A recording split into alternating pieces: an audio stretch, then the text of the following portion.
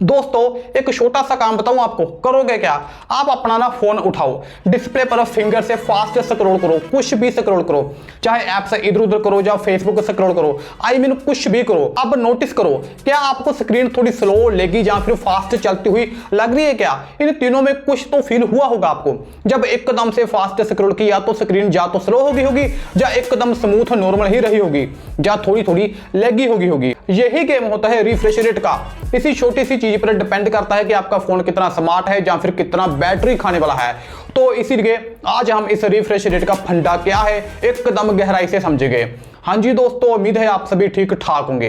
दोस्तों आप सबको तो पता ही है कि पिछले कुछ सालों से टेक्नोलॉजी कुछ ज्यादा ही एडवांस हो गई है, खास तौर पर स्मार्टफोन टेक्नोलॉजी। हमें आए दिन कोई ना कोई ऐसी टेक्नोलॉजी या फीचर सुनने को या देखने को मिल जाता है जो हमें हैरान कर देता है। तो इसी के चलते आज हम बात करेंगे मोबाइल फोन में आने वाले रिफ्रेश रेट की।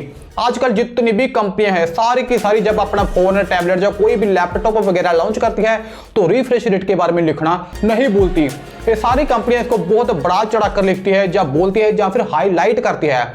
खास तौर पर स्मार्टफोन के रिफ्रेश रेट के बारे में तो कोई भी कंपनी लिखना और बताना नहीं बोलती। वैसे रिफ्रेश रेट तो रिफ्रेश रेट ही होता है, वो चाहे जो मर्जी डिवाइस हो, कंप्यूटर हो, टैबलेट हो, जो मर्जी हो, सबका रिफ्रेश रेट होता है। लेकिन क्या फायदा और नुकसान होता है इसका? ज्यादा रिफ्रेश रेट से क्या होता है, कम रिफ्रेश रेट से क्या होता है, 60 हर्ट्ज, 90 हर्ट्ज, 120, 144, ये सब नंबर क्या है और अलग अलग रिफ्रेश रेट्स में फर्क क्या है? तो देखो, सबसे पहले तो ये जानते हैं कि रिफ्रेश रेट होता क्या है। दोस्तों रिफ्रेश रेट का जो लेना देना है ना, वो फोन की डिस्प्ले के साथ जुड़ा होता है। जो फोन की डिस्प्ले होती है वो हर 1 सेकंड में रिफ्रेश होती है, यानी हर 1 सेकंड में पुरानी डिस्प्ले खत्म और नई डिस्प्ले आ जाती है उसकी जगह। लेकिन 1 सेकंड में कितनी बार रिफ्रेश होती है ये? तो यही पर रिफ्रेश रेट का कॉन्सेप्ट आता है। अगर डिस्प्ले 1 सेकंड में 60 बार रिफ्रेश होती है तो रिफ्रेश रेट हुआ 60 हर्ट्ज। ऐसे ही अगर 1 सेकंड में 90 बार डिस्प्ले रिफ्रेश हुई तो रिफ्रेश रेट हुआ 90 हर्ट्ज। ऐसे ही 120, 144, 240 हर्ट्ज और इससे भी ज्यादा के रिफ्रेश रेट फोन में आते हैं।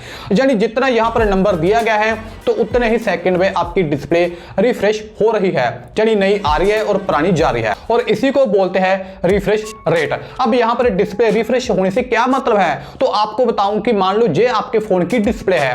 अब इस डिस्प्ले पर 1 सेकंड में जितनी भी तस्वीरें दिखाई जाएगी, जब बोल लो कि 1 सेकंड में 60 तस्वीरें आई और चली गई, तो वही उसका रिफ्रेश रेट होता है।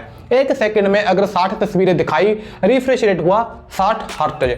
ऐसे 90 तस्वीरें दिखाई तो रिफ्रेश रेट हुआ 90 हर्ट्ज। और ऐसे 120, 144 और बाकी रिफ्रेश रेट होते हैं। अब एक और सवाल आपका क्लियर कर दूं कि 1 सेकंड में 60 तस्वीरें हमने तो कभी देखी नहीं, 90 तस्वीरें, 120, ऐसे इतनी तस्वीरें तो हमने 1 सेकंड में कभी नहीं देखी। तो आपको यहां पर बता दूं कि आप जो वीडियो देखते हो ना, वो असल में बहुत सारी तस्वीरें ही होती है। जब इतनी तस्वीरें आपको 1 सेकंड में दिखाई जाती है तो वो ऑटोमेटिकली आपके दिमाग और आंखों को चलती फिरती कोई चीज लगती है। और इसी तरह जो रिजल्ट मिलता है, इतनी फास्ट तस्वीरें दिखाकर या देखने के बाद उसको वीडियो बोलते हैं, ठीक। और अब दूसरा, जहां डिस्प्ले का मतलब है छोटे छोटे पिक्सल जो शायद आप अपनी आंखों से ना देख पाओ, उन्हीं को पिक्सल बोलते हैं। जब बहुत सारे पिक्सल एक खास पैटर्न में इकट्ठा होते हैं तभी आपके फोन की डिस्प्ले के ऊपर आपको कोई फोटो या वीडियो दिखाई देती है। तो इतना क्लियर हो गया आपको कि हर 1 सेकंड में जितनी बार हमारे फोन की पुरानी डिस्प्ले खत्म होकर नई डिस्प्ले आती है, इसी प्रोसेस को रिफ्रेश रेट बोलते हैं। पिक्सल के बारे में ज्यादा जानना है तो मेगा पिक्सल वाली वीडियो देख लेना, ये लिंक मैं डिस्क्रिप्शन में डाल दूंगा। चलिए, अब रिफ्रेश रेट क्लियर हो गया होगा आपको। लेकिन 60 हर्ट्ज, 90 हर्ट्ज, 120, 144 और 240 या इससे भी ज्यादा जितने भी रिफ्रेश रेट है, इनका मतलब क्या है? क्या फर्क है इन सभी रिफ्रेश रेट का आपस में? ये नंबर ज्यादा या कम क्यों है? एक जैसा रिफ्रेश रेट क्यों नहीं आता? तो देखो, बड़े ध्यान से सुनना। बात स्टार्ट करते हैं 60 हर्ट्ज और 90 हर्ट्ज के रिफ्रेश रेट से, बाकी आपको 1 सेकंड में क्लियर हो जाएगा सारे का सारा। मान लो आपके पास 60 हर्ट्ज रिफ्रेश रेट वाला फोन है, तो उसमें आप कोई वीडियो देख रहे हो, अचानक से वीडियो में कोई ऐसा सीन आता है जिसमें कोई बहुत फास्ट स्पीड से हाथ हिल रहा है। वो हाथ आपको ऐसे लगेगा कि ये एक शेडो सा छोड़ रहा है जब इधर से उधर जा रहा है, यानी स्क्रीन लैग करती हुई दिखाई देगी, आपको देखने में अच्छा नहीं लगेगा। लेकिन यही हाथ, यही वीडियो का सीन आप 90 हर्ट्ज वाले फोन से देखोगे तो यही हाथ आपको बड़े ही स्मूथ तरीके से एक साइड से दूसरी साइड जाता हुआ दिखाई देगा। और जैसे जैसे जो रिफ्रेश रेट बढ़ता जाएगा आपको ये हाथ बहुत ही स्मूथ और बढ़िया नजर आएगा इधर से उधर जाता हुआ। कोई शेडो नहीं दिखेगा जब ये मूव करेगा, कोई लैग नहीं आएगा स्क्रीन के ऊपर। तो बात बहुत सिंपल है कि जितना कम रिफ्रेश रेट होगा हमें हमारा डिस्प्ले उतना ही स्लो चलता हुआ और लैग करता हुआ नजर आएगा, और जितना ज्यादा रिफ्रेश रेट होगा उतनी ही ज्यादा हमें हमारा डिस्प्ले और उसके ऊपर चलती हुई चीजें स्मूथ और फास्ट चलती हुई नजर आएगी। अब यहाँ पर मैंने हाथ का सिर्फ एग्जाम्पल दिया है, जहां पर कुछ भी हो सकता है, फुटबॉल या फिर कोई कार चलती हुई नजर आ सकती है, जहां आप अपने इधर उधर से कुछ भी स्क्रॉल करते हो वो आपको वैसा ही महसूस होगा जैसा मैंने हाथ का एग्जांपल दिया है। लेकिन ज्यादा रिफ्रेश रेट का नुकसान भी होता है, वो आपको आगे वीडियो में बताता हूं। लेकिन उससे पहले ये जान लेते हैं कि आपको कौन से रिफ्रेश रेट वाला फोन लेना चाहिए और हमारी आंखों के लिए कौन सा रिफ्रेश रेट बढ़िया रहता है। देखो, इंसान की जो आंखें हैं वो 60 हर्ट्ज रिफ्रेश रेट को डिटेक्ट कर सकती है, और इससे कम जैसे 30 हर्ट्ज वाला उसको अलो कर सकते हैं, लेकिन 30 हर्ट्ज से कम रिफ्रेश रेट बहुत नुकसानदायक हो सकता है हमारे लिए। आपको चक्कर आने लगेगा जब आप इसमें कुछ भी देखोगे। तो 60 हर्ट्ज बेटर होता है, और इससे ज्यादा रिफ्रेश रेट हमारी आंखें देख ही नहीं सकती। जैसे मान लो कोई गुब्बारा फट रहा है, आपके सामने पानी का भरा हुआ गुब्बारा फट रहा है, तो क्या आप एक एक सीन याद रख पाओगे कि अब पिन मारा, अब इस सेकंड में इसके अंदर गया पिन, अब ये पहले गुब्बारा फूटा, अब इसमें से पानी निकला, अब पानी बाहर फैला, है ना? ये सिर्फ स्लो मोशन से देख सकते हो, तो इसलिए उसका रिफ्रेश रेट कम करना पड़ेगा, तभी आपको सारा प्रोसेस समझ में आएगा कि असल में गुब्बारे के साथ हुआ क्या था। क्लियर? तो अब 60 हर्ट्ज और इससे ज्यादा बेटर है आंखों के लिए।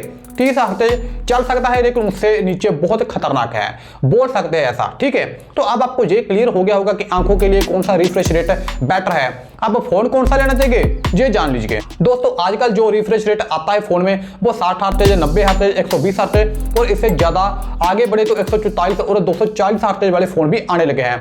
तो आपको कौन सा लेना चाहिए? अगर आप सिंपल यूज करते हो फोन का, जैसे फोन आया आपने सुन लिया, जाके फोटो वीडियो देखनी है, इससे बात खत्म। ठीक है, तो आपके लिए 60 हर्ट्ज रिफ्रेश रेट वाला फोन बहुत बढ़िया है।